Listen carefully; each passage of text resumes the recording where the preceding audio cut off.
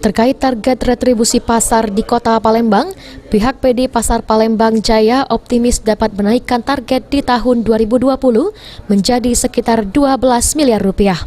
Kenaikan target retribusi ini disebabkan pada tahun 2019 lalu, tarif retribusi pasar di Kota Palembang berhasil menembus angka 10 miliar rupiah. Hal ini dijelaskan oleh Abdul Rizal dari PD Pasar Palembang Jaya yang dijumpai di sela kegiatannya.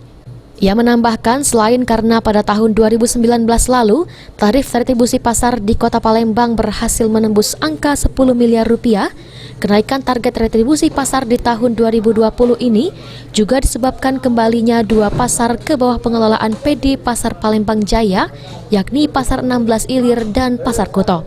Sehingga menambah jumlah pasar yang dikelola PD Pasar yang selama ini dari 19 pasar menjadi 21 pasar. Diharapkan dengan kembalinya dua pasar ini dapat menambah pendapatan retribusi PD Pasar. Untuk tahun 2020 kita naikkan menjadi sekitar lebih kurang 12 miliar. Dan insya Allah per Desember kami meyakini akan mencapai target itu dengan bantuan dari semua pihak. Insya Allah. Kalau tahun 2019 kemarin berapa? Kalau 2019 kemarin baru dari target yang kita capai itu sekitar 10 miliar. Dan insya Allah untuk 2020 ini ada dua pasar yang akan kembali kepada kita. Ada Pasar 16 dan juga Pasar Kuto. Insya Allah itu akan dikelola oleh PD Pasar.